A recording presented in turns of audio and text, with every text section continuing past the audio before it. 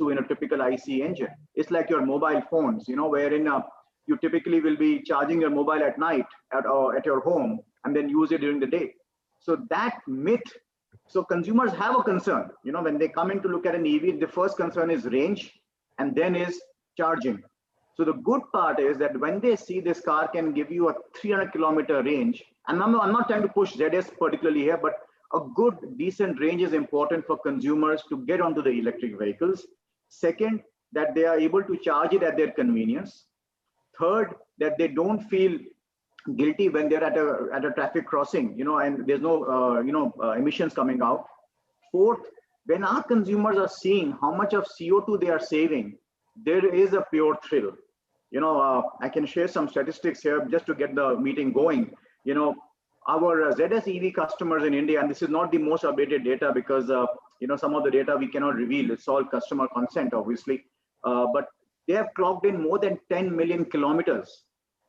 And that equates to almost 1.5 million kilograms of CO2 saved, equivalent of 65,000 plus trees. The benefit of that. So those are the kind of numbers that we have. And that is what really drives the entire consumer set. So basis this, we have what we call as an eco tree challenge. So every customer of ZS, when he drives it, he is seeing the CO2 being saved and the equivalent height of a tree, how much does that come to? And that game is really catching up a lot. So consumers are talking about that my tree is as tall as a Qutub Minar, or listen, my tree is as tall now as a Charminar in Hyderabad, or the Statue of Liberty, and likewise. So it is really Statue of Unity, sorry. And that is how it is picking up a lot. So consumers overall are liking it. There are some concerns there, and we can talk about that over the course of the call as well today. Right. Well, thanks for those opening remarks, Gaurav. And again, sticking with the OEMs and looking at from the two-wheeler side, Ravneet, you've heard Gaurav. Is the kind of triggers somewhat similar, let's say for your scooters, or is it even a little bit of economics that's driving it? Because I mean, the cost is quite high. So the overall cost of ownership still may not play out in terms of EVs. That you really have to do a lot of mileage, and EVs by their very nature are not very high mileage vehicles because they're largely intra-city. So just your thoughts on what are the triggers, what are the concerns, and what are the kind of patterns you are seeing, let's say, the feedback you are getting from your customers right now? Hamaz, some of our experiences similar to to MG and the car segment, but we have slightly different take on the entire piece, right? So I think today at this point in time, if I look at our customer base, and there is no reason to suggest that the customer base for Ather is dramatically different from what might exist in at least other two-wheelers. I can't say for sure for at least four-wheelers. Is these people are coming in because they fundamentally believe this is a better product, right? And not just because TCO is important, saving the world is important.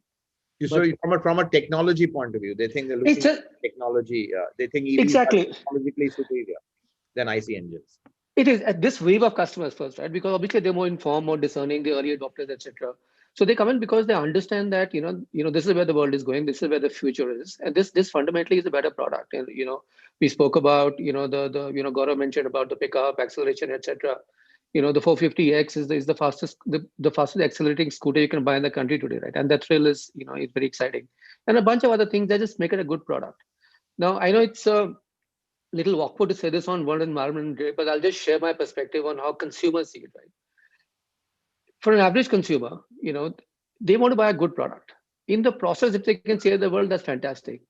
Nobody wants to pay a penny to save the world if the product fundamentally is not good, right? And the question to ask is, if you're evaluating any electric product, if it wasn't electric, would you buy it? And if the answer is no, that means it's never going to sell, because fundamentally you're expecting the consumer to lower the expectation of a product just because they want to go electric, and that's never going to work, right?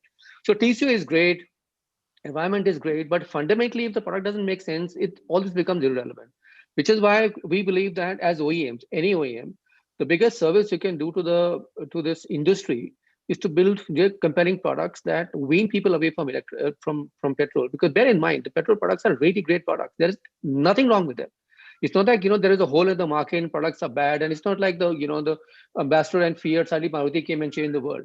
We're not upgrading in that sense. They're really good products, but is that there's a different set of parameters that sort of kick in for electric, and unless people understand that, is going to be a very stunted growth, which also has a fairly profound impact on how you go to market, right? Education becomes a very important part. Giving test drives becomes very important for people to understand the true value of this, much beyond, saving petrol and saving on, saving the world, right? So I think that's been our, so at this wave, it's that. And then in a certain segment, TCO becomes important, right?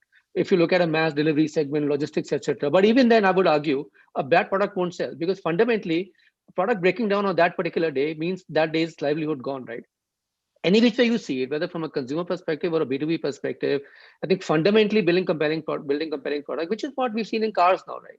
The moment you have the MGs and Nexons coming in, the market is moving, and I think that's the hypothesis that sort of we work on.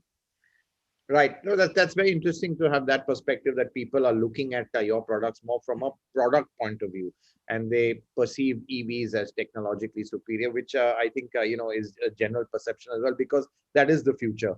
And Vinkesh, you've heard both Gaurav and Ravneet from their point of view. I just you've got a more broader, more holistic, to let's say ear to the ground perspective.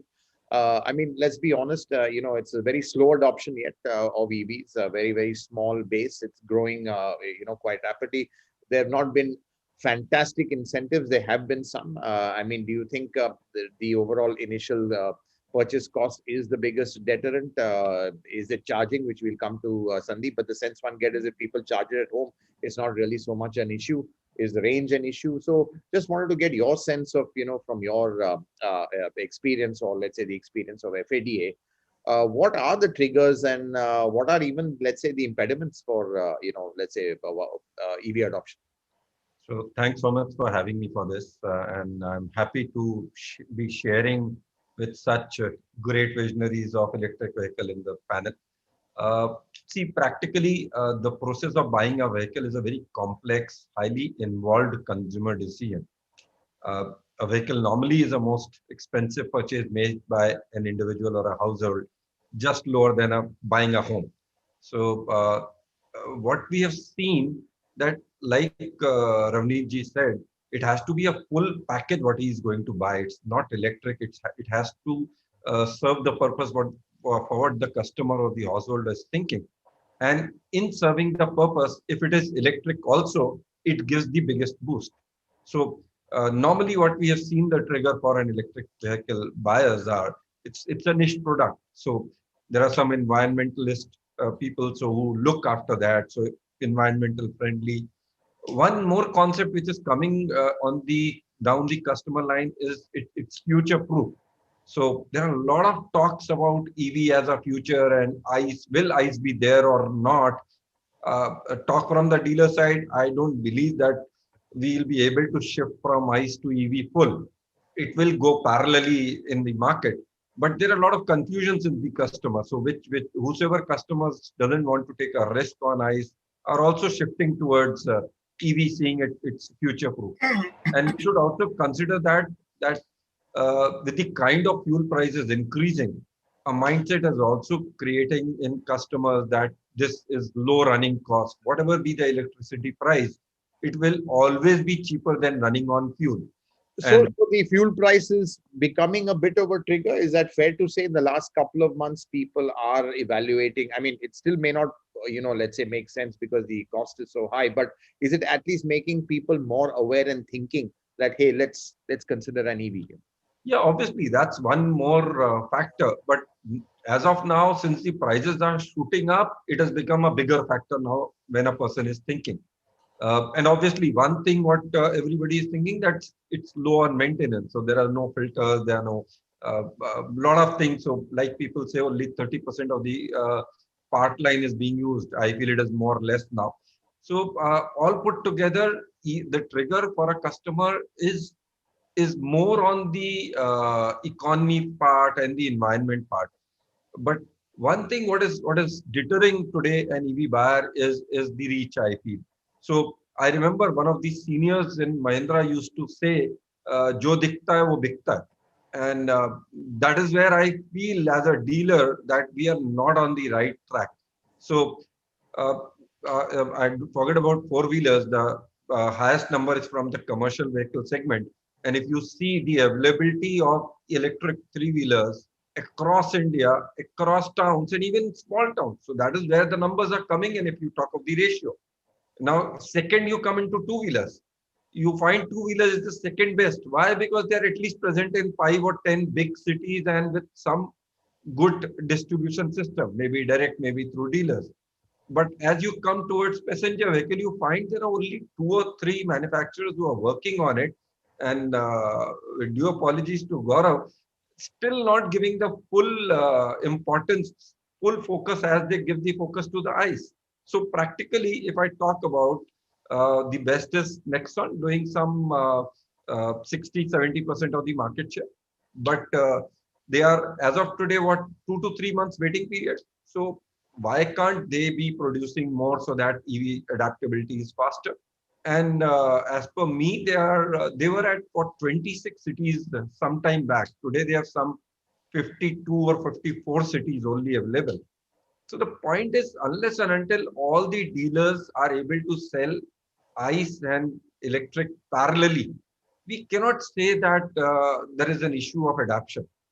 So Right. issue is availability also. Issue is, okay, I agree there are a lot of issues like Gaurav ji said and Ravneet ji said, infrastructure of charging and confidence on if I'm stuck somewhere, what will help. So like you said, Reliance is coming up with an RSS support. Good. But when buying an ICE vehicle, nobody buys that there is an RSA from Reliance. So why will a customer buy an electric vehicle thinking that? So Correct. that there are these issues, but I feel as a dealer, as an FADA, as a body, that the availability across the counter, across the cities is the first thing to at least understand that we are able to adapt or not. Right, right. No, that's a good points, Vinkesh. I'm going to come to that. How can we go from niche to mainstream? There are a lot of issues on that. I think from the OEM's point of view, also there's the issue of profitability. I think ICE engines are really where the profits are, and they fund the future developments of EVs, not just in India, but globally as well. But, I just wanted to take, I think this leads nicely into, Sandeep's territory. Basically, charging is one big concern, as you had raised also, Vinkesh. But I want to know how big a concern is it? Because right now the sense one gets is that, to be honest, EVs are for people who are, to put it plainly, rich and who have access to a plug point. And for them, it's not a problem, especially in the cities. So, Sandeep, turning to you, the charging infrastructure. I mean, how much of an impediment is it? There's been talk of it happening, but frankly, it's not happening fast enough. We've talked about this, especially intercity. There's absolutely not much. Mumbai, Pune, which is really such a frequented corridor. It's taken time to get it. It's just happening just now. Again, are 25 kilowatt chargers enough? Do we need 50 kilowatt? Because you do need really rapid fast charging, at these points. So overall, let's be honest, the infrastructure is really behind the curve in this sense. And I think, is it holding up EV sales to a certain extent? Uh, well, first of all, thank you for getting me on this panel along with the other luminaries who are very acknowledged experts in their field. I'll just say this in a manner of speaking, and that brings to the classic chicken and eggs discussion. Uh, the charging infrastructure, and since I can see Raman also online, public charging infrastructure is largely to be thought about as a backup, as an insurance, let's say.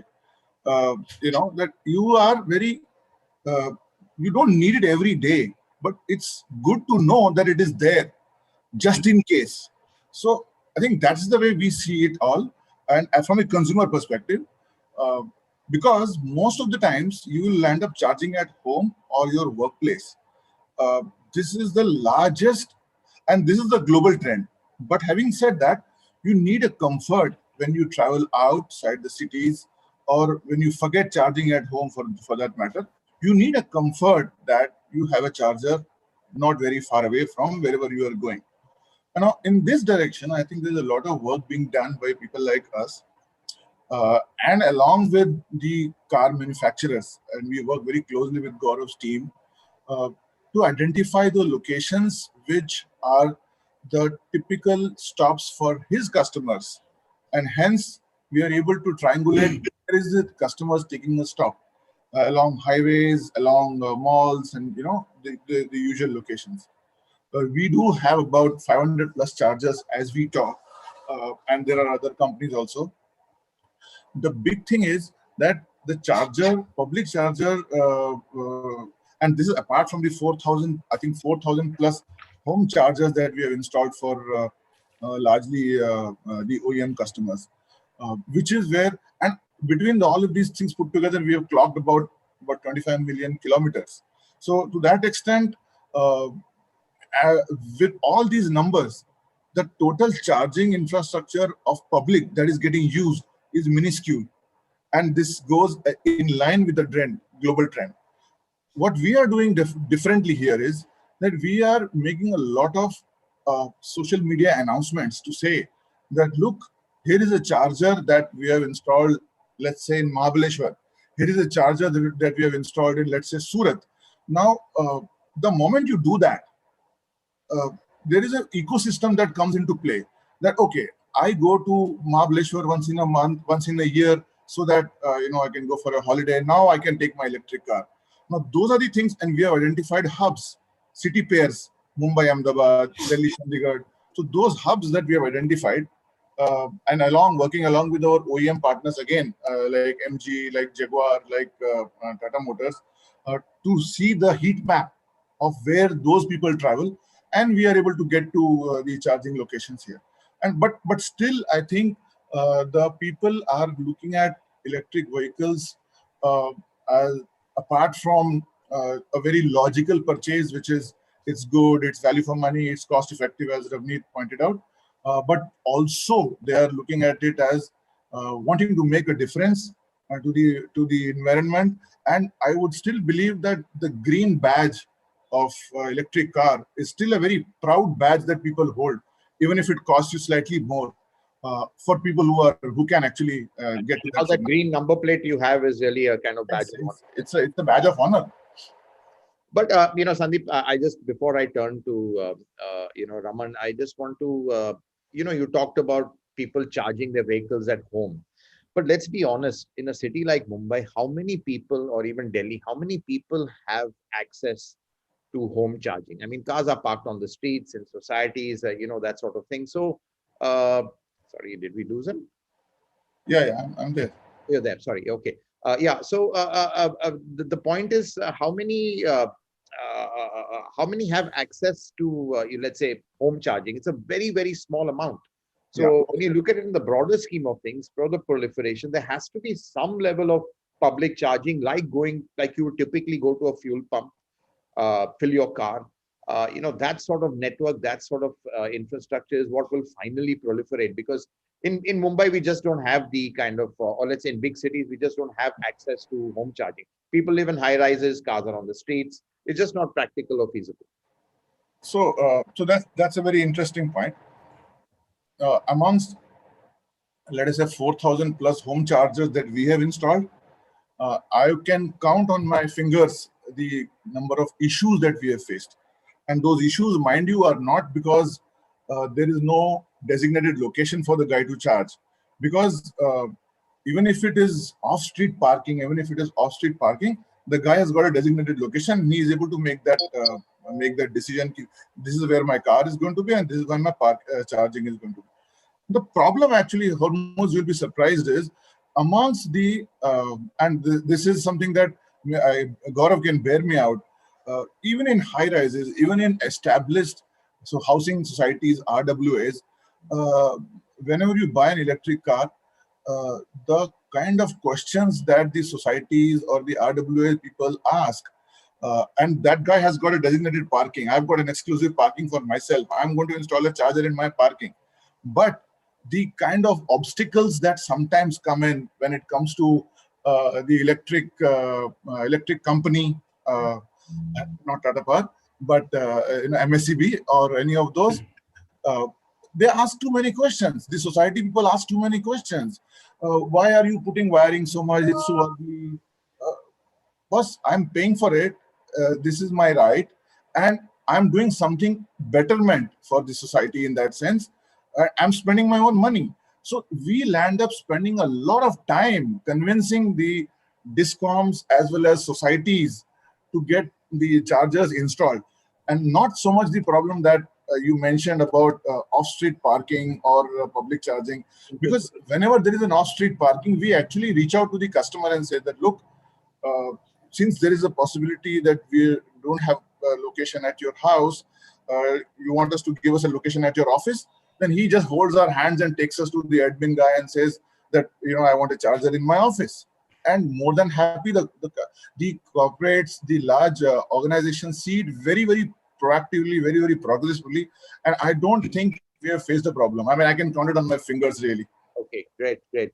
So no, that's interesting, and it's very interesting that you raise a point that I don't know that the society sometimes are the biggest. I guess some people like to have that power in their hand, and they use that power rightly or wrongly. That of course is an issue, but I think I can imagine this happening.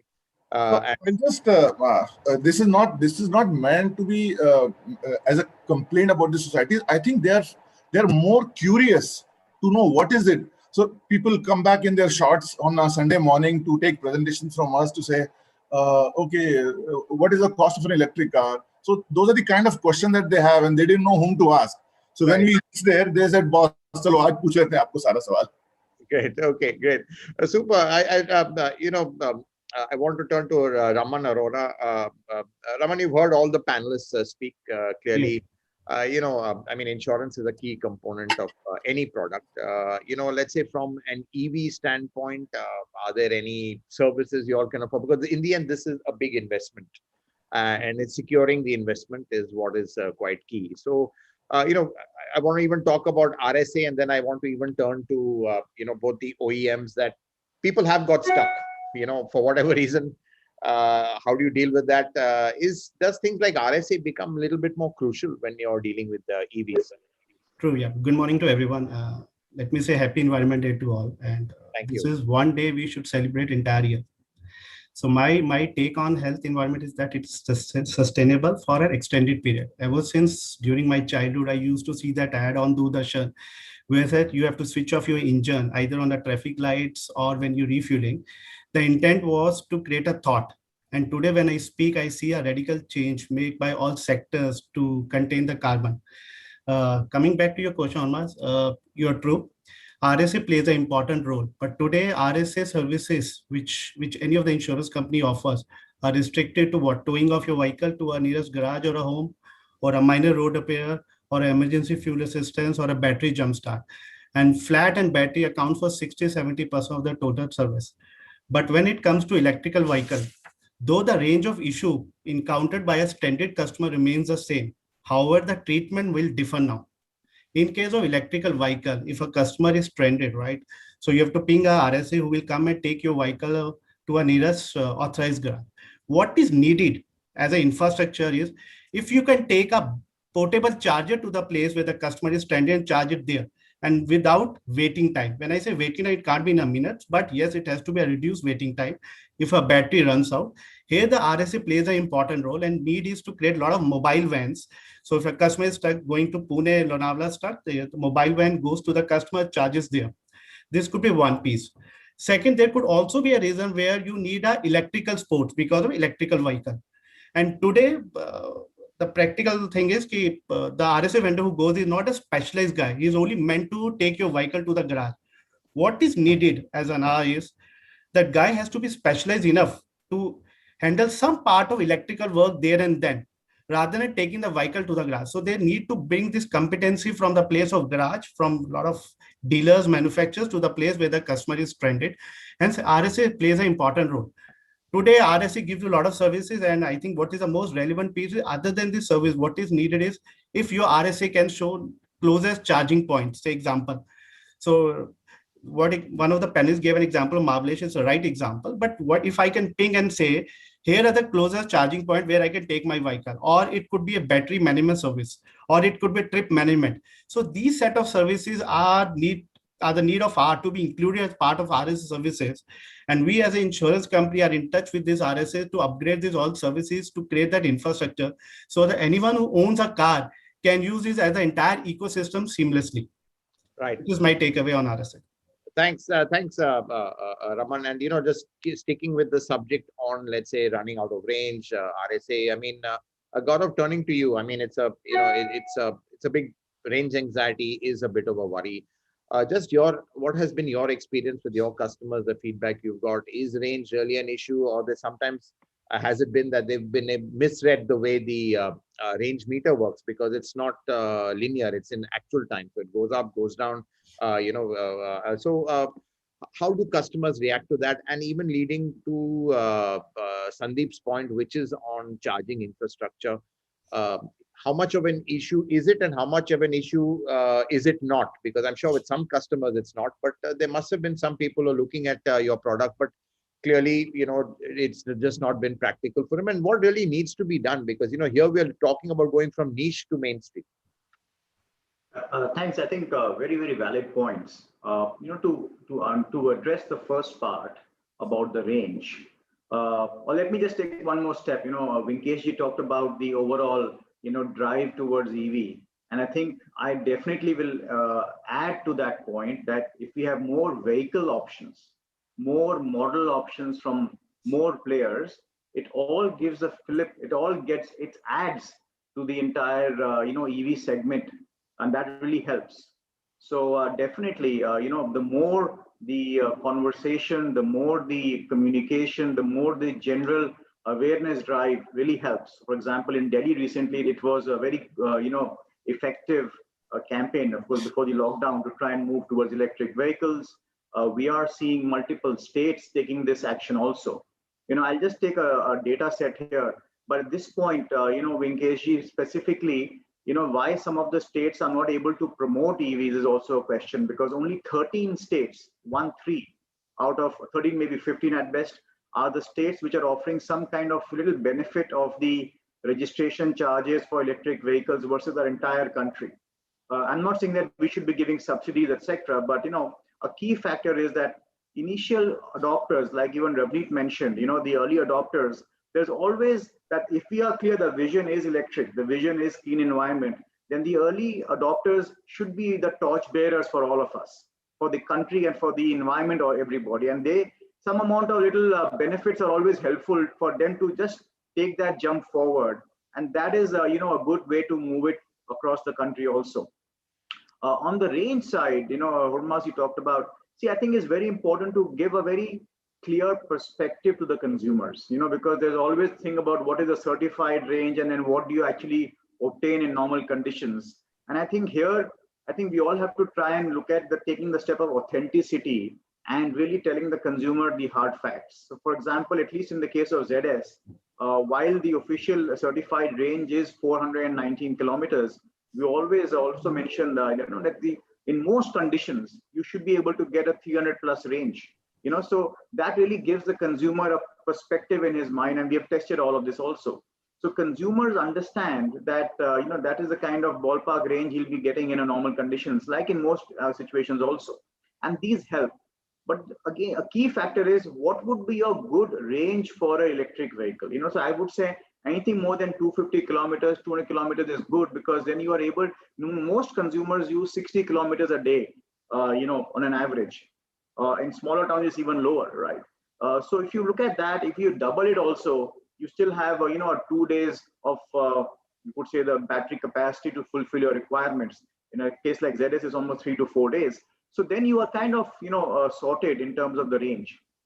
And it's all about education also, as people get onto it and they start driving. The issue about charging,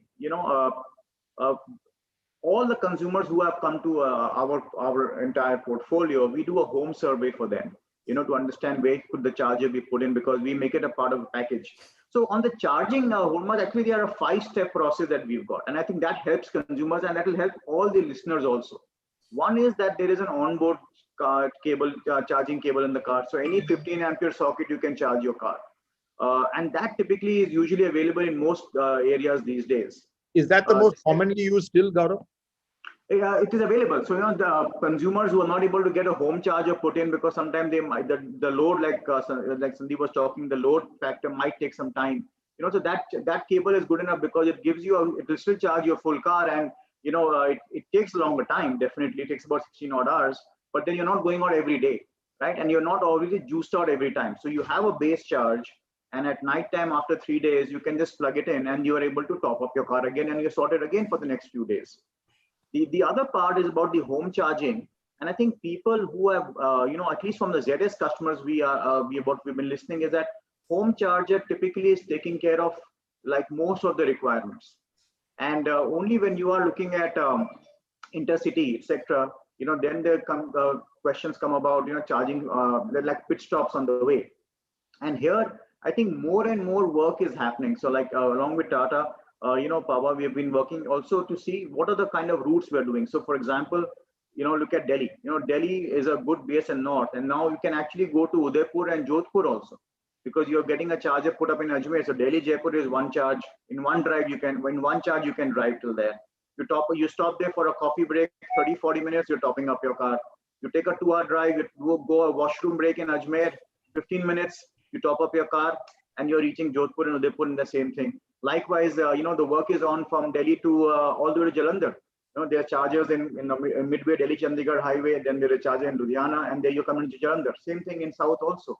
Hyderabad, Warangal, Karimnagar. So there's a lot of these, routes that people are looking at, and that really helps to get people onto driving their EV, because EVs have to be driven. That's where they add economical advantage to the buyer and environmental advantage to the country also.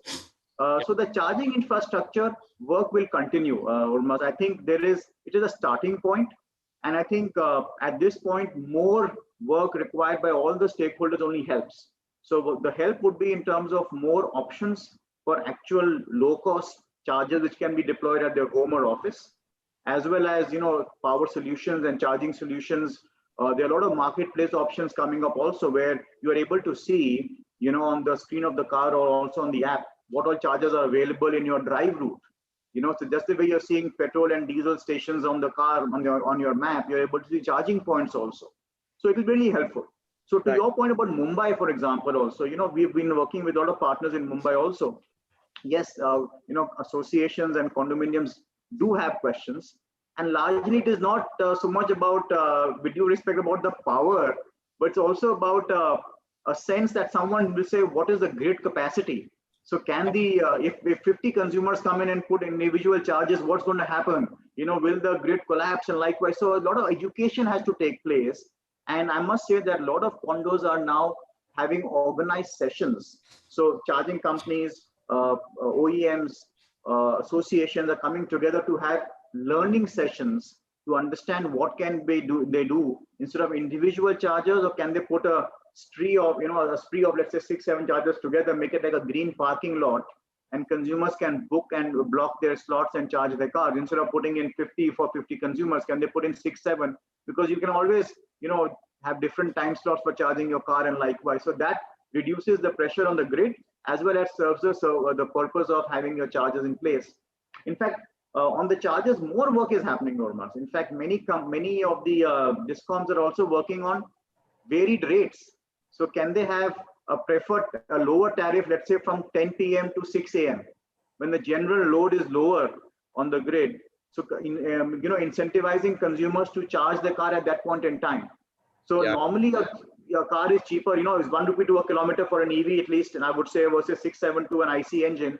And if that charging rate even falls lower, the cost per kilowatt, it becomes even more economical advantage. Plus, there's less pressure on the grid. So everybody is a winner in that perspective. Right. So thanks for the insights, Gaurav. And again, turning to Ravneet again on the issue of charging, which I think is the dynamic is very different for a two-wheeler. Obviously the running is less, the range is less, the batteries are smaller. It's easier to wiggle your two-wheeler into a charging location, and even the fact that the batteries are smaller. The case for swappable batteries is also something that could be considered. So, just going forward, Ravneet, there are a lot of hurdles, let's face it, on charging, whether it's, just customer perception or actual infrastructure. Of course, a lot of work is being done, as Sandeep has said, and it's taken an X situation. So clearly, while the charging infrastructure is being built up, what do you feel, is, let's say, can sort of assuage the customers, let's say, perception on this issue? Yeah, I think the charging issue, I like to believe, I think we overestimate the impact it has as a deterrent on adoption, right? Right. Obviously, it varies by vehicle class. It's different for cars and different for two-wheelers, etc. And in a lot of stuff that that Sandeep mentioned, Gaurav mentioned, is very similar actually to scooters as well. Now, scooters are smaller batteries because they run less fundamentally, right? So against about an average of 60 that he mentioned, that cars do 100. They weigh less also, so I think that has an impact on the Yeah, size. so an average scooter does about anything between 20-25 kilometers a day. Any legit scooter should give you a range of about anything about 80, 85, 90 onwards, right? Which means at any point in time, there is enough charge to last 3 to 4 days. Uh, so we have data for about 31 million kilometers that our customers have done, and I can share some information with you. So about 74% of all charging happens at home overnight, pretty much echoing what other people have said, right? 22% charging happens, in people's offices, which is similar to home charging, where you're utilizing dead time for charging. Only 4% charging happens in public locations. Bear in mind, we have about 45 chargers in Bangalore. We don't charge a penny for people to charge. It's absolutely free. We just want to drive adoption. Despite it being free, it's only 4%. And it just fundamentally it's a top-up charging. You're running more than anticipated. You need a quick charge, 15, 20 minutes, and then off you go, right? So really the lack of charging infra is not fundamentally a problem. More so in scooters, which are more intra-city. Cars dynamic is different, intercity is a different dynamic, but scooters is not really a problem. The only thing is when we've seen that every time you open a new market, there is a 6 8 month period where there is lack of understanding of EVs, where people become sort of nervous about charging kya hoga, kahan pe charge karunga. But once you get past that, right, people understand you really don't need a public infra. Also, importantly, people really understand the right behavior. So, we were mentioning about, I think Gaurav mentioned about being authentic about what you promise. So, in fact, like today, our homologation certificate tells us that we can claim 116 kilometers to per charge.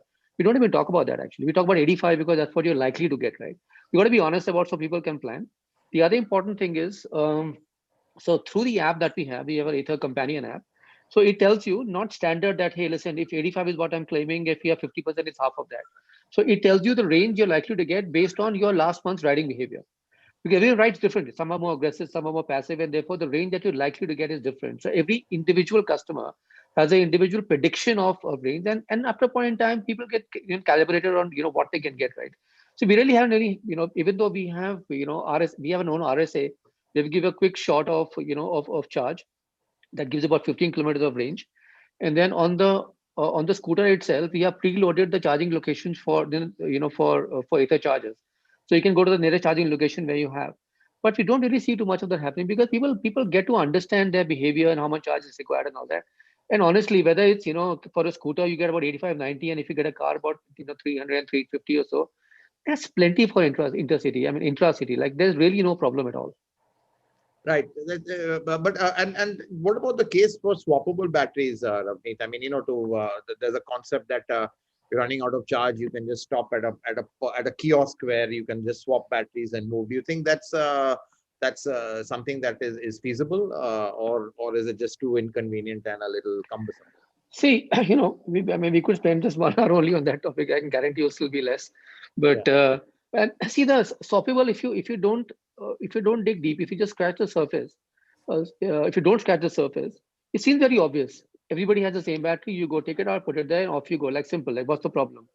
But there are a lot of operational problems, a lot of regulatory problems, a lot of technical problems, and eventually, it's not cheaper for the customer either, because you have more batteries than vehicles on the road, at least 1.4 1.5 times more batteries on the road. Then you have to have all OEMs agree on interoperability for the charging concept, the swapping to work. uh, the an important thing to understand, the battery is not just a container that stores energy. It has a very profound impact on the drive and the overall performance of the vehicle. So if you standardize, you're actually sort of pushing to, in some manner, commoditization of vehicles, which really is a shitty idea, because then what do you differentiate on, right? And then other important factor is that we are nowhere near maturity of battery technology. Right. Let's say you have 1 million batteries in the country which are swappable, right? Every 18, 24 months, we see there's a change. Like we've been in business only 3 years. We are a young startup. We are on the third generation of our own battery. Right. So if you lock yourself into a lot of infra, then you can't absorb new technology coming in. How do you have backward compatibility? So there's a whole lot of problems. I think the case of Swappable is a limited one. The case of Swappable is limited to, I think, public transport, e-rickshaws, autos, etc., where it's not about performance, it's about reliable, sort of rugged products, and you don't care about anything beyond that. Maybe there's a case there, but for individual and consumer vehicles, we really don't see a case for Swappables at all. Right, right. Very, very, very interesting. And as you said, that's a total different topic of discussion. Maybe sometime we should look into that as well. Vinkesh, turning to you, because I think, going from starting where Gaurav looked at is the promise of the range, from a consumer's point of view. I mean, we've seen it. ARAI ratings on fuel consumption are different. Obviously, what you get in real world is different. Is this become an issue with customers, where the range is something and what you get in real world is different? The fact also is that EVs are very susceptible to driving conditions. I mean, cold, hot, that sort of thing. It does have an impact on range. But how important is the promise of range in this? And is there a minimum range one should have, which customers would be happy with? Humant, you are right. And like Gaurav said, as ARAI norms, it's some 400 plus, and they normally come at 300 plus. But it's a very different situation on the ground. The customer expects what ARAI norms are there, it should be there. And as all panelists have said, range anxiety is the real barrier to buy an EV. And I feel it's more a fear than actual, because a normal vehicle, any normal vehicle, if it's not being driven out of city, does 50 to 100 kilometers, which even 3 years back a car was doing. And latest what Tata is doing or MG is doing, that's high. But still, the confidence on ice, like every corner there is a petrol pump and I'll not be stranded. And we are living in India where for a two-wheeler, I remember 5 years back, people used to fill petrol of 10 rupees only. So I'm going out for buying a thing, I'll fill 10 rupees. So even the cars were filling around 100 rupees. They weren't even going in for a full tank for petrol or diesel. So they were saving that much. Now, 100 rupees will just take you down the road, I think. So that is why I said it was 5 years down the line. Now it's different because the prices are so high, and there was a survey sometime by Castrol. I don't remember when, but they came up with a survey that a 400 kilometer of a single charge will be the best practical. So I'm not saying the ARI one, the practical one, 400 kilometer on a single charge would be the tipping point to achieve maximum mainstream EV adoption. But additional, what I remember one point was the charging time.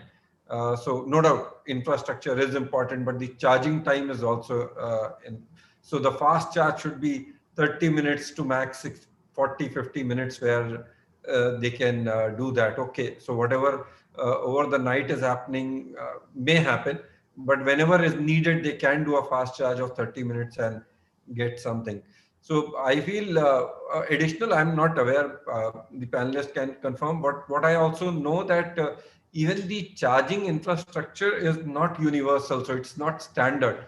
So if I talk about a car, we have what Mahindra, Hyundai, Tata and MG in cars.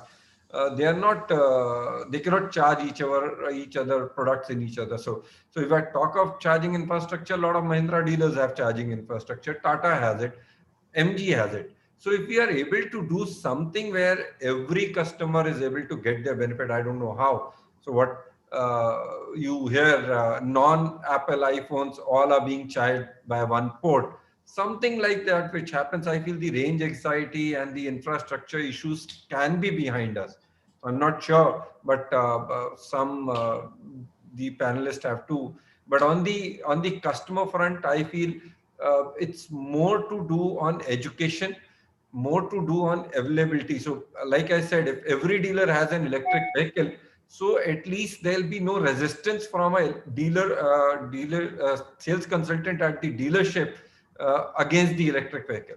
So we have already seen, you go for a car purchase, if it is petrol, it is X price. If it is diesel, it is X plus 1 lakh. and we see it normally. So why not X plus 2 lakh or 3 lakh? We have an electric vehicle also. So it's actually same model. We say you want petrol, this is this, diesel is this, and like Maruti does it. It has a CNG and petrol of same model. So it's just a fuel variation. Why we making EV such a big, not a taboo, but a thing which everybody is fearing of?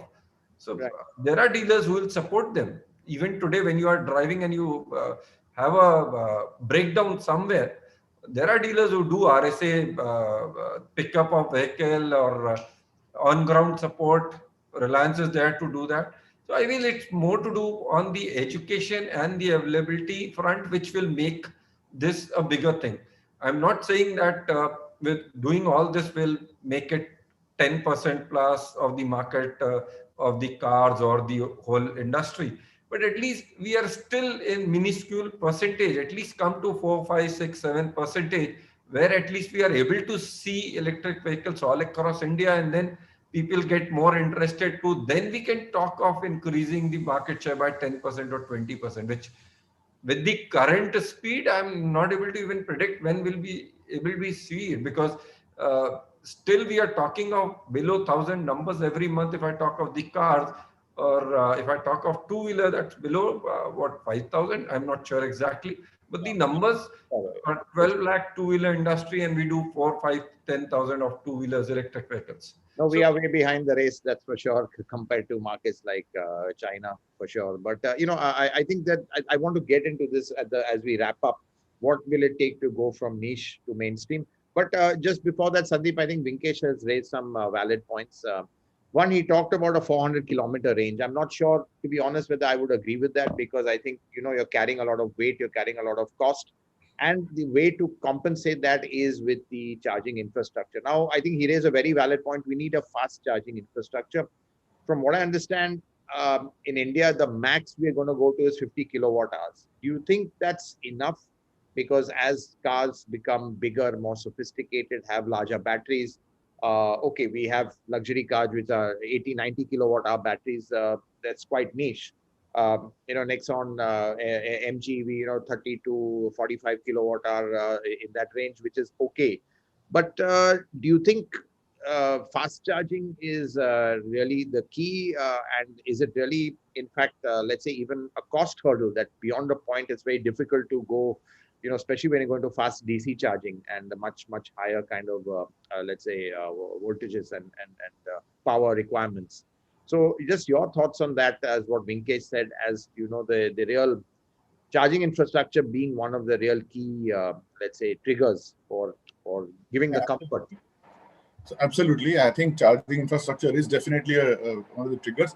But I pick up from what Ravneet just mentioned, that the anxiety related to charging is there in the initial part of the consideration for electric vehicles.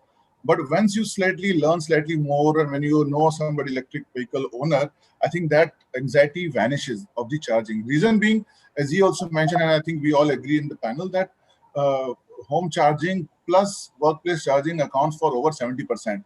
This is our experience very clearly, because the public charges that we have, we can see the usage of what happens there. So that is point number one. So, Sandeep, I just want to stop there. See, look, we all know that, but the sense one gets is you can't stay too far away from your own plug. That's the point. So kind of an umbilical cord, you're kind of trapped within a certain circle. No, I'm coming to that. I'm coming to that. So I'll come to that. See, we ought to look at electric vehicles in a very different paradigm, and not really compare ourselves to the upbringing of 70, 80, 100 years of the ICE mindset. ICE vehicles are meant to be charged or refueled.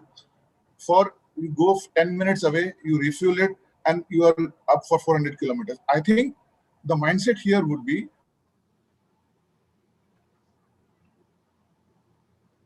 that wherever you go and stop, you have to top up the vehicles. And that is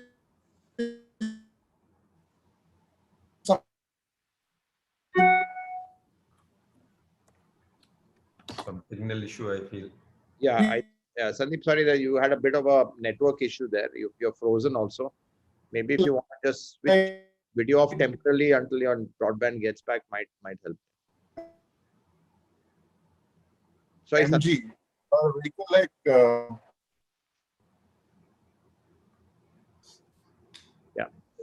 Sandeep, can you hear us? We seem to have lost you.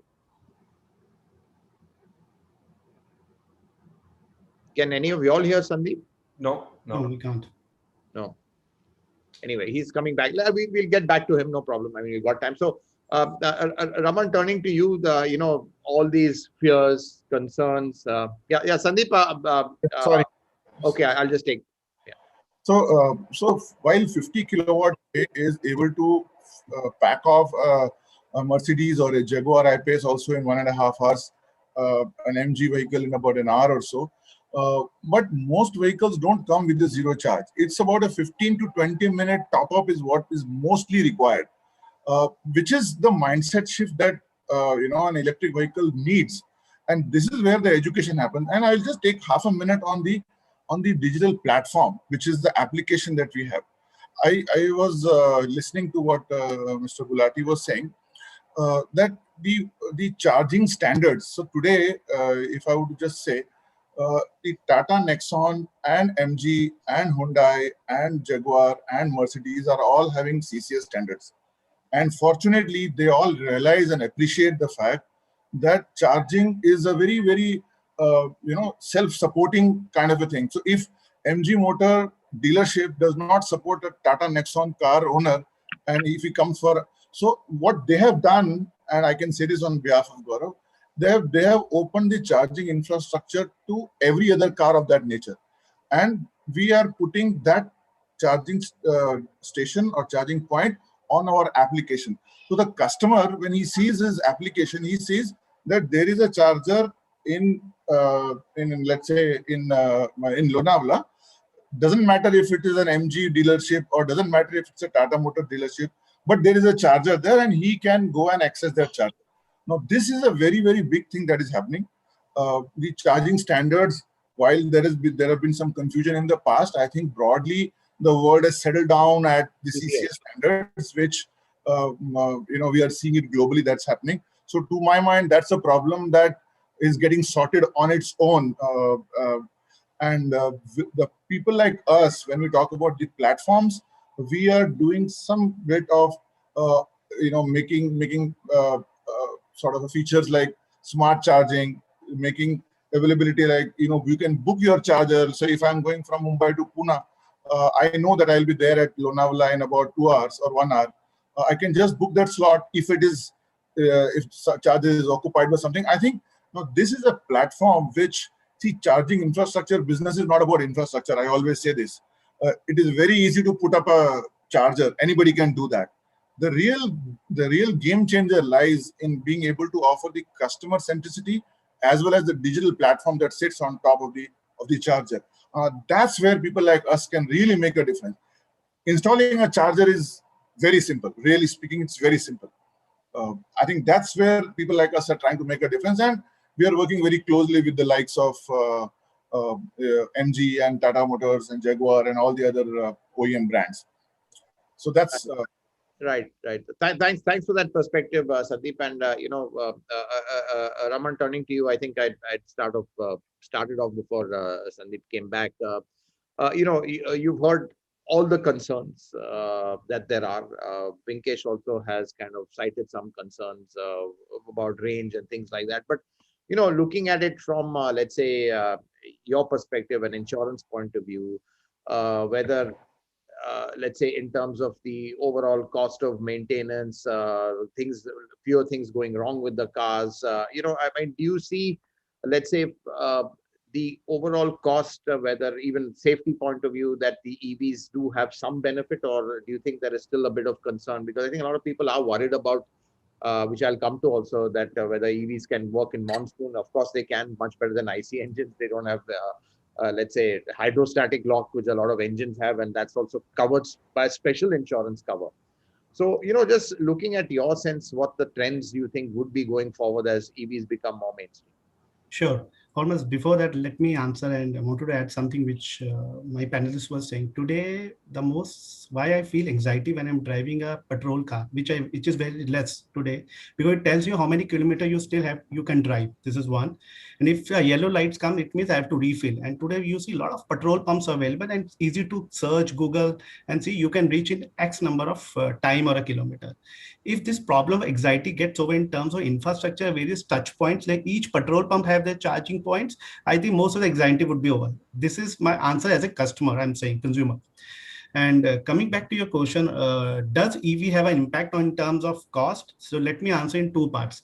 See, from a coverage point of view, when somebody takes an insurance, either it's a IC or a EV, from a coverage point of view, there's no difference, right? It's a fuel type for us, right? So it covers all flood, accident, damages, whatever happens to the car, it is being covered under the motor tariff act. When it comes to premium, it has three parts. So let me explain it. From a OD, which is own damage, there's no difference. Either it's a petrol, diesel, or an electrical vehicle from a consumer point of view.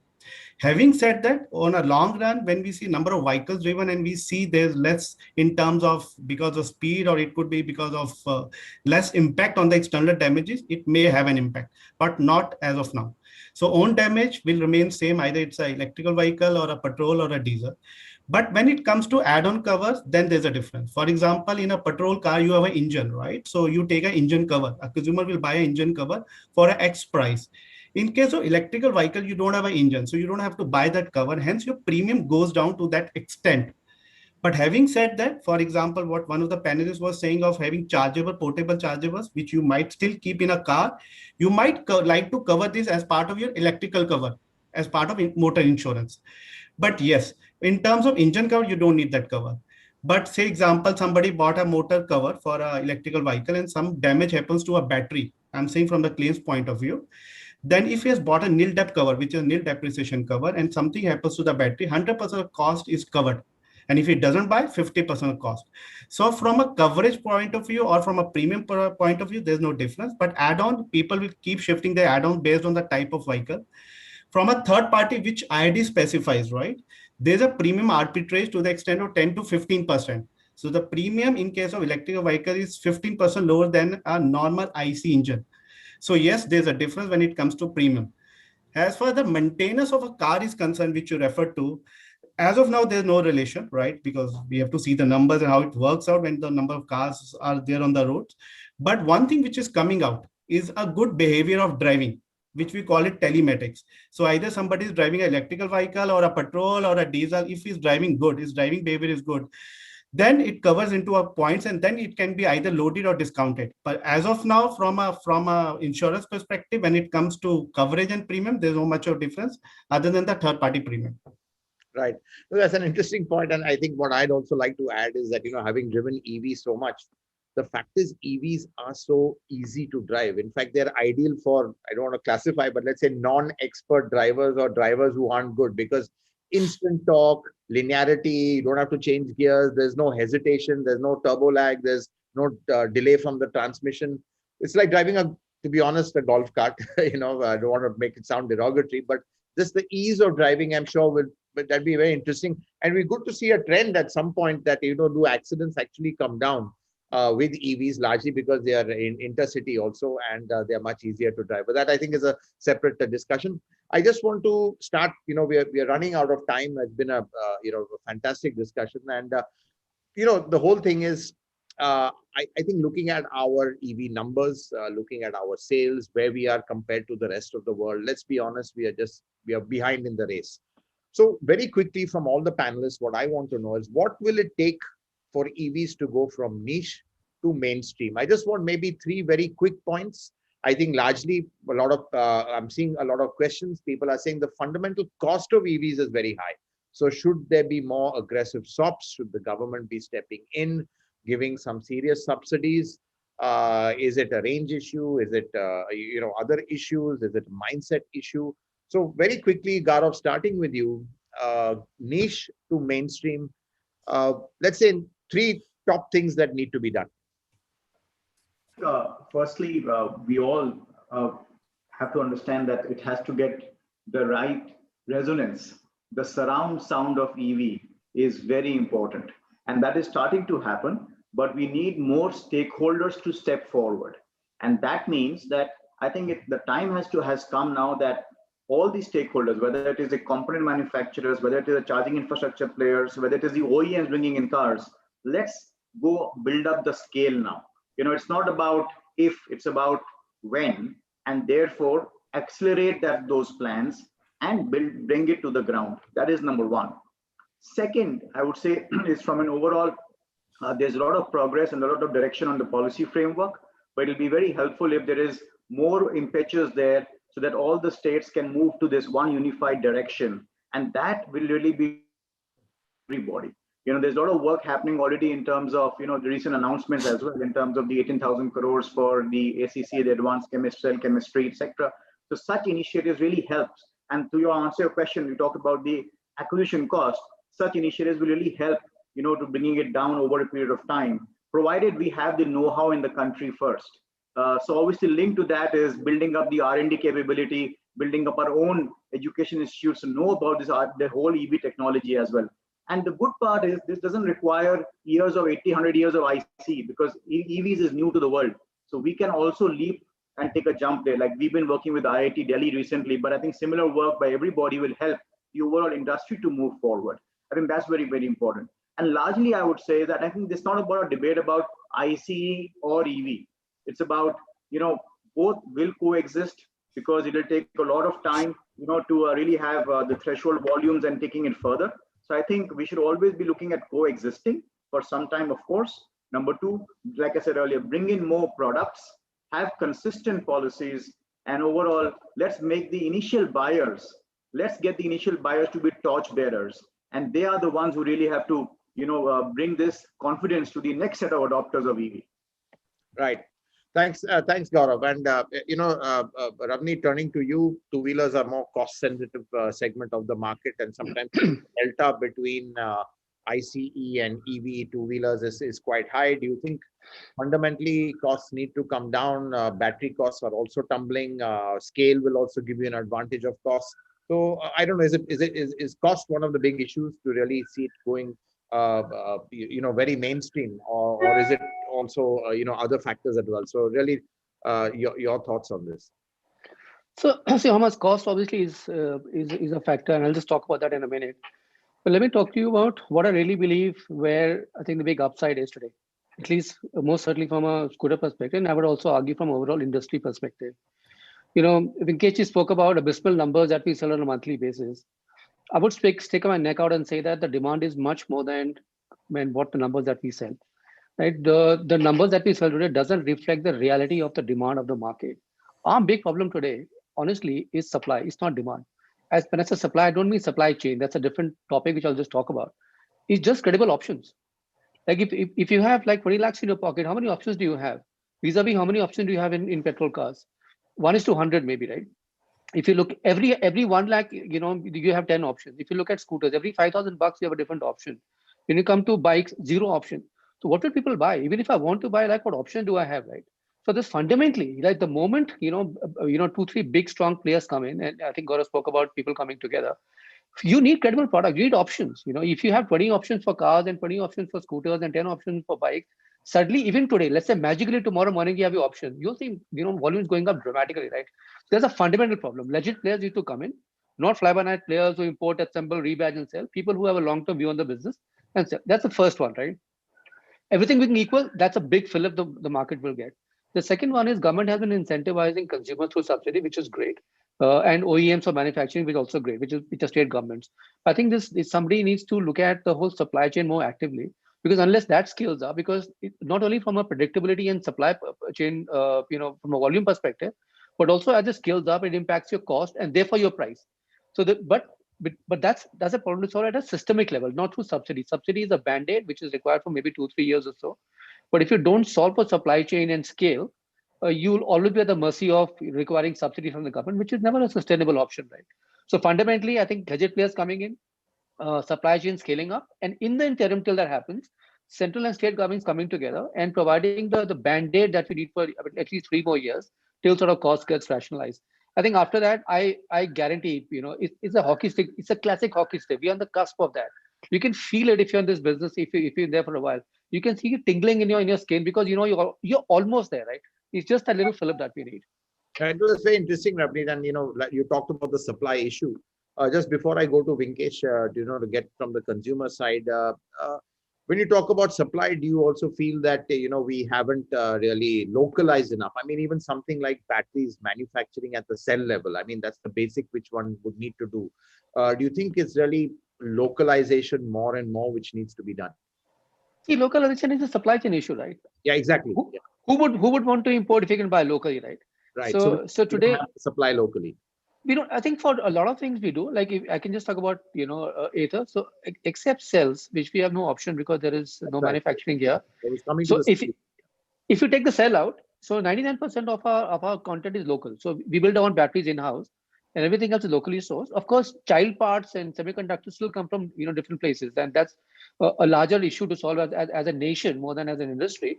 But fundamentally, I think also the government, if you look at the FAME 2 policy, it pushes localization, which is fantastic because it ensures that you're giving the push that is required to build the supply chain. Right. Thanks, Abhi.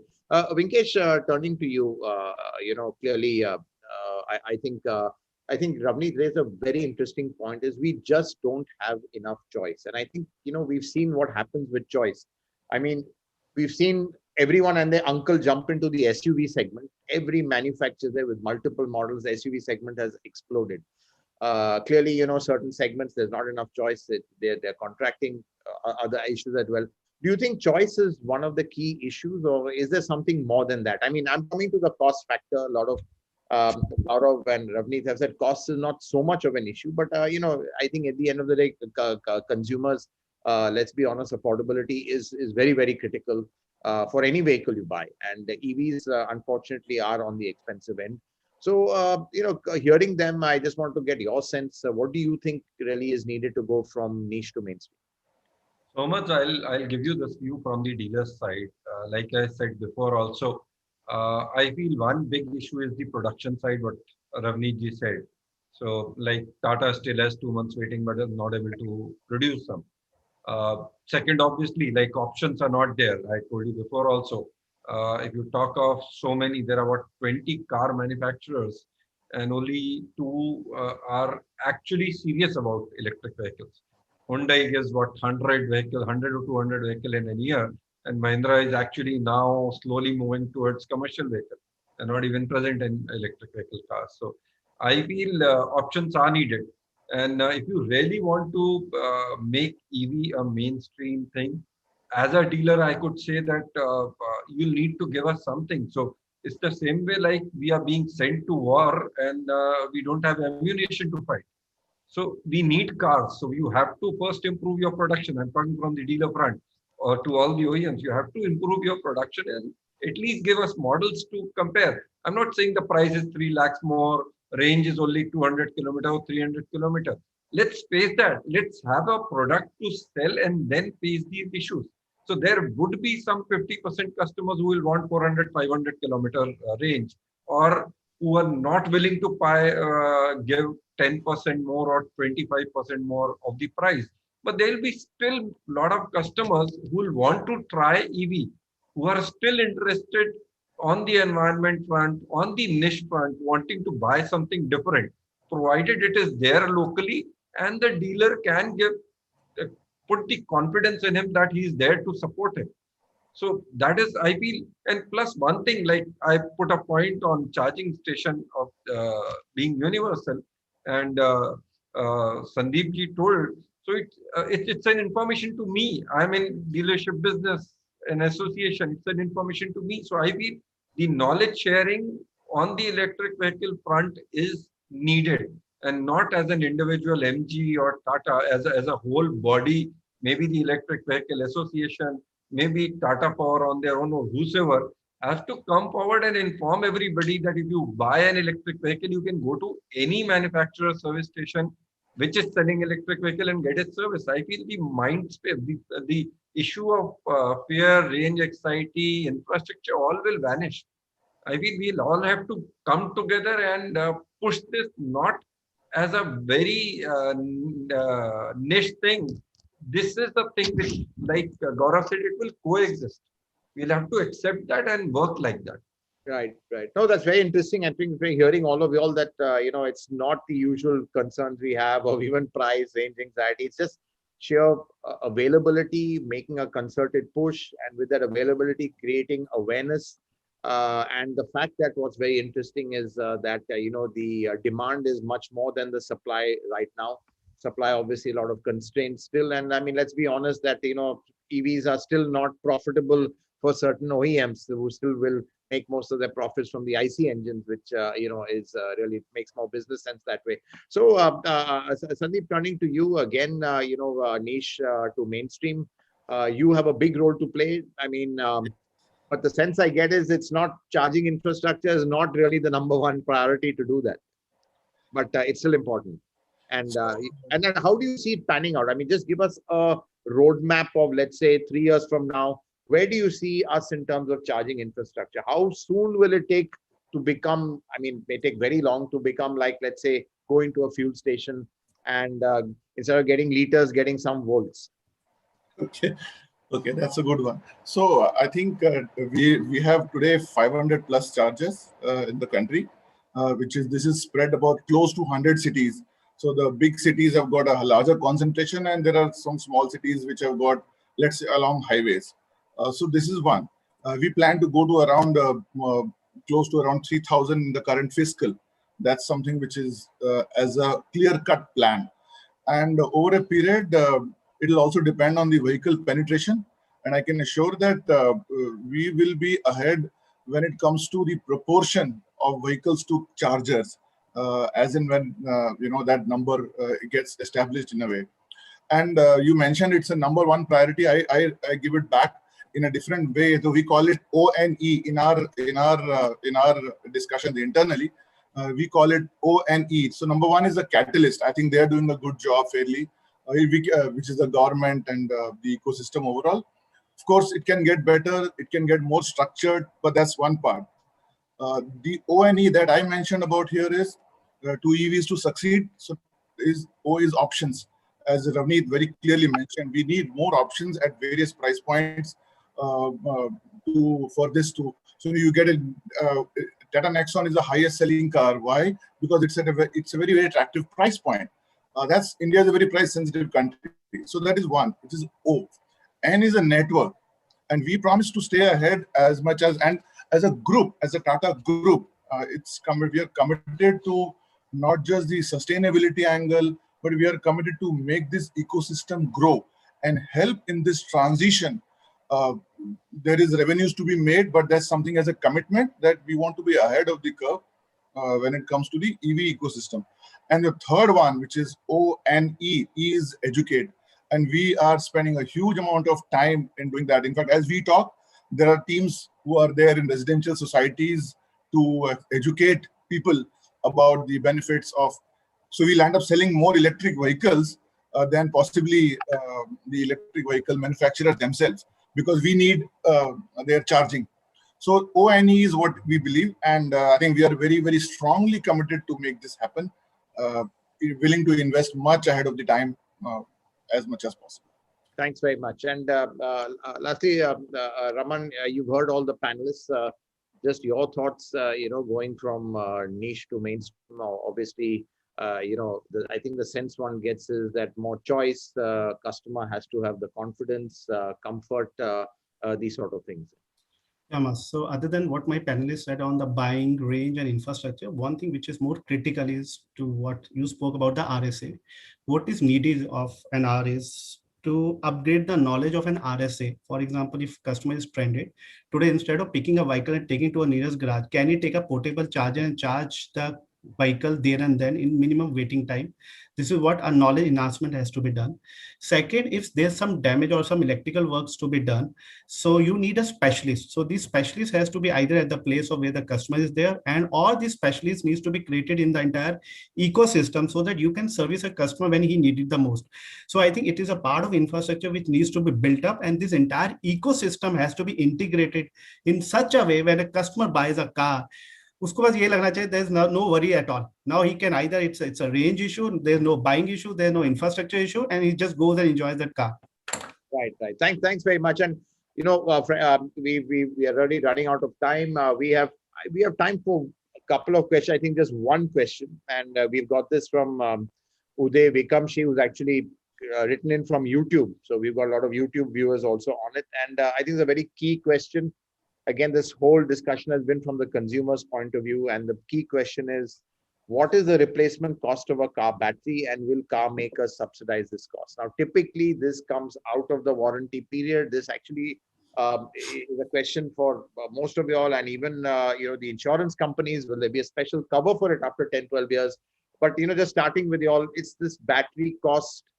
It could impact the residual value also as the car is nearing, getting into the end of its battery life cycle, because we know the battery is still a large proportion cost of the car. So, Gaurav, just to answer our reader over there, and I think that's a question on a lot of EV buyers' minds as well. The battery, it's not finite, and what happens when they have to replace it? Typically the battery warranties are very reassuring on EVs. The technology has been progressing very well. And currently, I could say that at least for our cars, we have an 8-year warranty on the electric vehicle battery. And that's a pretty sustainable, long duration. And then beyond that as well, while the battery can continue, but we are also working, and we have done partnerships to look at second life of the battery. So you could look at, if you want to replace your battery, those batteries can be then used for storage purposes, for street lighting purposes, for data store, for telecom tower storage, etc. And so we've got partnerships for that as well. Secondly, these old batteries can then be utilized for urban mining, and we're working with partners both in overseas and in India as well, Ather, Desam, Umicore, for recycling of the batteries to take out the precious metals. But overall, I could say that I would like to say that at this point in time, consumers, while there would be a concern about it, but then we are covering pretty well for the 8-year period. Number one, the batteries will continue after that also. Battery life continues post that also. So I would say at this point in time, consumers should not be worried much about it, because the actions being taken, which comes after 8 years, and we are taking action on them already as we speak, for recycling, for second life and storage, etc. It gives an entire loop. The whole cycle of the battery usage gets closed out, and that will give consumers better options, and of course, overall controlling that as well. Even today, the residual value of EVs actually in many parts of the world is better than the IC engines. And for the ZS also, there is a pretty good cover as well for EVs for the residual value of 50% after 3 years. So I think if I were a consumer, I would be, that question would come up, but I would assure people that they should not be worried about it at this point in time. Right. Thanks. And Ravneet, turning to you for your Ather customers, Gaurav spoken about an 8-year warranty. I mean, it's long, but people sometimes use cars for longer than that, and obviously batteries are finite in their life. How do you see this as a concern, and how do you kind of deal with this issue? I think it's an active question that people have. Most people will have the question when they come into retail to ask about how long the battery will last and what the replacement is. I think it's a fair question. So from our perspective, we design our batteries to run 50,000 kilometers. An average scooter runs about 6,000 to 8,000, let's say about 7,000 a year. That's about 7 years of battery life. And when I say 7 years, 50,000, it doesn't mean in the, after 50,000 it will die. It probably come to about 70% of battery life. If you still want to run the scooter, you can. Obviously, you won't have the peak performance. But let's say you do want to replace it after 5, 6, 7 years. By the way, the replacement cycle for scooters itself is about 3 to 4 years. So very few people will actually hold on to the scooters for like 7 years or so, right? Probably second. The second buyer, how is he going to be? Yeah, so just coming to that, right? So similar to what Gaurav said, that we have there's a buyback option there. And actually very similar to what Gaurav said. So there is second life that's been planned, goes to static storage. Meanwhile, come 5, 7 years, we're looking at about sub $100 per kilowatt hour, cost of sales and all that. Probably even lower actually, maybe 60, 70 at that point in time. Battery, and from a scooter perspective, probably we end up about 20,000 bucks or something, right? And then again, you have 7 more years, right? So really, today we get worried about batteries because you look at today's cost. But you have to factor in when the time comes for you to take a decision, what will the dynamic be at that point in time? And that's a very different world 5, 7 years from now.